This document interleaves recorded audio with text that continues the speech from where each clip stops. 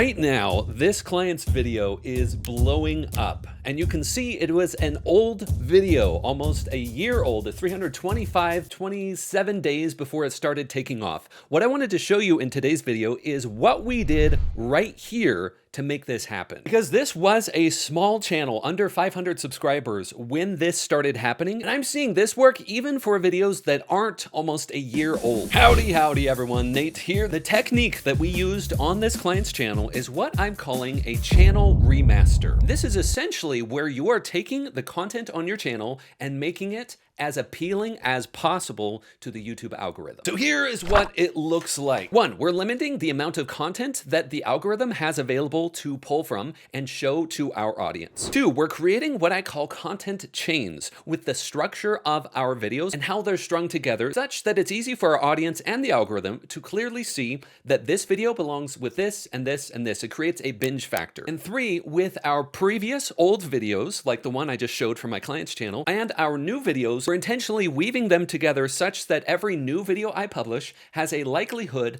of doing a scoop into our old content and bringing new viewers into experiencing more of our channel. And four, there are a few key factors that you want to make sure you pay attention to, because if we don't do this right, then it won't work. So let's talk about the what and why, and then next we're going to get into each step and applying it. So the behavior of an old video that I just showed you on that client's channel, that wasn't the only old video that started taking off recently. And chances are, if you've been doing YouTube for a while, you've also observed occasional old videos popping for seemingly no reason. Here is why a channel remaster works so effectively. A quote-unquote old video will take off on your channel because first, fresh data was given to the algorithm. It's new data in terms of impressions and viewership. Something led to that old video. That might be an external site referencing your video. It might be another creator doing a shout out, or it might be one of your newer videos leading traffic to that older video. Regardless, fresh data given to that old video performs well with this new audience that is being shown to. And see, there is no C. That was just me having fun with this. It really is, because this and then this occurs. And this is why doing this channel remaster is so effective, because many times the algorithm will do this on its own. But what we're doing with a channel remaster is we are giving the algorithm a nudge to do this exact behavior. We're essentially putting our best foot forward and only providing quality videos and directing our audience in the way that we want them to be directed, such that if the videos are good, the algorithm has to perform the way we want it to. So let's talk about step one. But first, a word from the sponsor of today's video, which is yours truly. Yes, it's me. I have some projects in the works, as well as some ongoing experimentations that I am doing firsthand with members of the Radical Creators group. It is a free group. I'm going to recommend you join it because you will know firsthand of several of the tests that I'm conducting right now. So yes, the sponsored moment here is join the group and get my free, awesome, advanced YouTube template, etc., as well as all of this. Yeah, the link's in the pinned comment. Moving on. Step one, we limit the amount of data that is available for the algorithm to pull from. First, we're reducing the lower quality videos, or the videos that don't fit our current brand, by taking those videos and unlisting them from our channel. With the videos that remain, we're directing them to the other videos on our channel. And that is where step two comes in, but let's not get ahead of ourselves here. So as you're deciding which videos to unlist from your channel, first we're asking ourselves, is it brand aligned? And yes, I know I purposely misspelled aligned here. It's totally purposeful, and not because I accidentally wrote it that way and it was a mistake and it seemed to work really well to cross it out because it's not brand aligned. We might cut that out.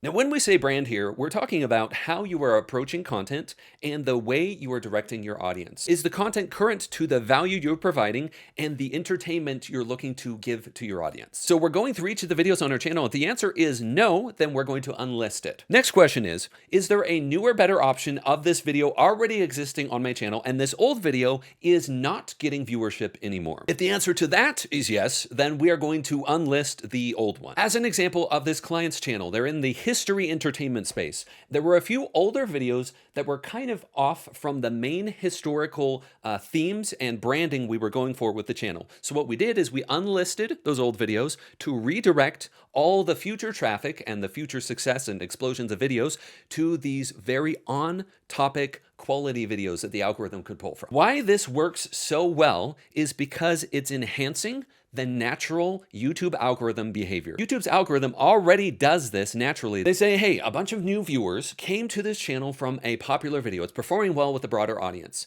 We're gonna look at the metadata of this video as well as the metadata of this viewer. And they say, based on these two things, we think this next thing, this next piece of content is the right one to recommend next. So viewers will watch one video and then YouTube will recommend the next one. But what we're doing here, and part of why this is so effective for medium to small size channels, is we're giving the algorithm a nudge by saying, by the way, these are the best videos. So once we've done that, it's time to move on to step 2. Creating content chains. All the artwork was done by yours truly, and yes, I do this nice little avatar with series on the mind. Because what I want you to start thinking like here is, rather than individual videos being independent islands of content, hey, I'm just seeing the next video on my channel, I'm just gonna plan this next video, and I can't see beyond it. Instead, I want you to take a step back as you're ideating and planning a video and saying, hey, how does this play into the ongoing series or the content chains that are available on my channel? So in order to do that, first, we're making these content chains extremely obvious to the algorithm and to our audience. And the number one way we're doing that from a structure perspective is creating playlists chaining like videos alike, with each playlist matching either a goal that your audience has or an overarching theme and sub-themes. For example, if you have a homesteading channel, let's say building the barn out is the main theme. You can have a playlist of the entire series, the content chain of building the barn. But then in addition to that, if there are unique moments along the way, let's say building the exterior of the barn, filling the barn with awesome animals, and then making the barn super smart, so all I have to do is clap my hands and everything turns on.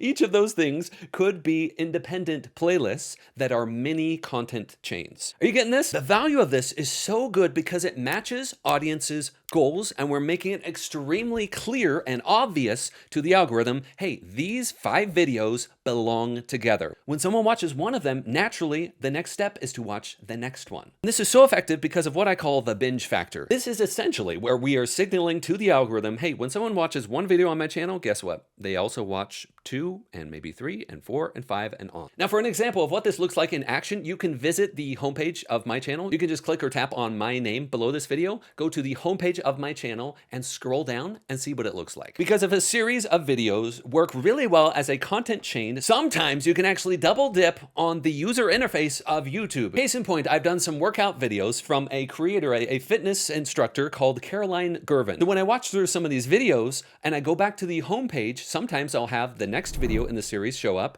as an independent video, but I will also have the series as a playlist show up on my homepage. Now we need to address the little asterisk here. When we're making it obvious to the algorithm by putting videos together in these content chains, first of all, it needs to be working. Like, we need to see that one video clearly leads to another one, because if we try to signal several times, hey, viewers of this video also might like this one, and then the algorithm sees they aren't liking this one over and over again, you're not getting a lot of playlist views or suggested viewership on that second video in the series, for example, then maybe it's time to swap it out. But also be careful using numbers. When we're doing a content chain, and let's say we have a gaming channel and we're doing a let's play, playing through the entirety of a game, the whole story. If episode 1 in the title or thumbnail says number 1 or episode 1 and then episode 2 and episode 3, what happens if someone arrives at episode 39? Many times what will happen is YouTube will recommend this new one, and it's clear that, hey, this is episode 39. A new viewer will go, that's episode 39. I'm not going to try to watch the entire thing. And in that way, it can be advantageous to just omit the number, even if it's a series. It's a case by case, okay? And this is the kind of thing I want to be testing as part of the group that I recommended that you joined earlier in the totally not sponsored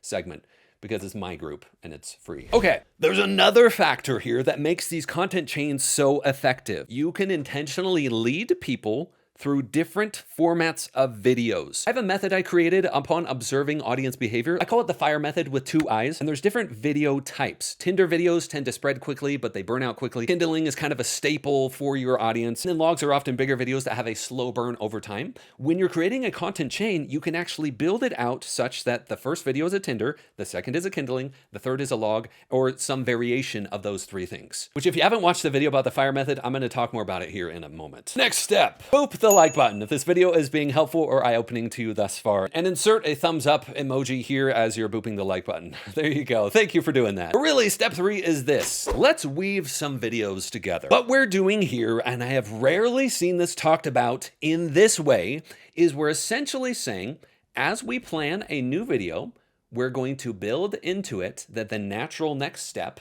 is an older video. It's what I call content scooping. You'll see it happen when you have a newer video and it happens to recommend an older video. That older video will start to take off. And that is part of exactly what worked with this client's video so well. We had a newer video that was on the same theming as this old video. And voila, the old video with the similar historical theming, boom, it's popping right now. So when you do this, you're essentially, quote unquote, selling that old video in this new video. For an example of what this looks like, look no further than watching videos on my channel, because I tend to do it a lot. When you're thinking about an idea for a video, first you say, hey, this is what's going to be the value for the audience. Then you say, all right, what's the title going to look like? Then you say, all right, what's the thumbnail going to look like? And then you say, where am I going to direct them from this video? So in practice, many times what this looks like is you have the new video, the orange here. I'm planning out this content, planning out this content. Oh, and by the way, there's this older piece of content that you will probably enjoy as well. All right, now I'm delivering more. And oh, and the call to action at the end is, hey, there's this old video that's quite valuable. It's quite helpful.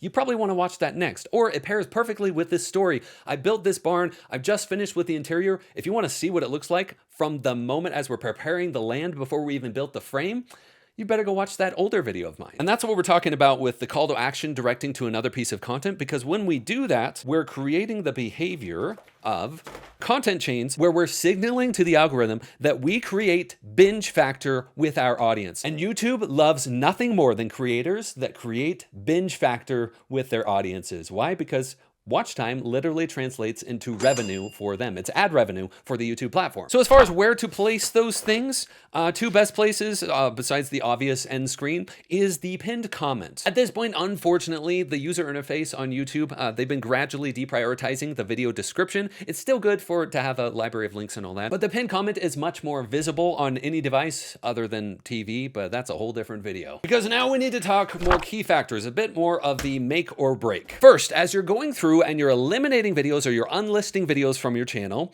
you want to leave enough data for the algorithm to do that content scooping behavior. It would be a shame if you had a new video blow up and there was nothing for the algorithm to say, hey, you like this video? Look, oh, there's nothing. I can't show them any older videos. Now, as far as what enough actually looks like, it's often a case-by-case basis. It really depends on how extreme you want to take this channel remaster. In most cases, I would not recommend unlisting more than 50% of the videos that you have on your channel. In fact, that's why I put B here. If it's ever a question, you go through the questions that we covered earlier on in this video, and you're not sure whether to unlist a video or not, just the default, think of it as I'm keeping it public. I'm not going to unlist that video. In fact, before I move on to this, there's one more thing that you might want to consider as you're doing a remaster on your channel. Visual enhancements. This occurs after you do the other 3 steps. We're talking the channel banner and the thumbnails on the older videos. And this occurs after you've done the other 3 steps, because hopefully at that point you have the highest quality videos already on your channel. Here's how to decide whether or not to change a thumbnail on an older video. If it continues to get a significant amount of viewership, do not touch it, just leave it as is. Don't change the thumbnail or title or anything. If we're looking to bring new life into an older video and the old thumbnail style is significantly different than your new, hopefully successful thumbnail style, then it might be time to change it. Because what will happen is new viewers will come to your channel, they'll watch maybe a couple of videos with the new thumbnail style, and then YouTube will recommend an older style. And if it's too different, then the viewer might not even realize it's one of your videos. Which leads us to this remaster test. First, does this old piece of content provide value to my audience still? If the answer is yes, and it's enough and it's brand aligned, then we keep it. 2, is it worth a remake? Is the new thing that much better than the old one, such like to the degree that it makes sense to just unlist the old one? Then proceed. 3, if the answer to that is no, it's not worth a remake, do I still keep it and pad it? And padding it means directing to it from other content. Hence, I wrote this down here. Even if the video is 2 years old and it's still a really significant, relevant, on-brand video, I might want to keep it and have a bunch of new videos point to that old video. So that as we're doing that, we're going through each of these steps, especially as we're planning new video types, we're picking, is this a Tinder video, a kindling, or a log, based on the audience behavior that I want to occur for that video. And you know what I'm doing here. To decide which content type you want to do, yes, you're going to want to watch this video next because it is my fire method, and I have an in-depth template for deciding which types of videos to publish at what point. So go watch that next, and we'll see you there.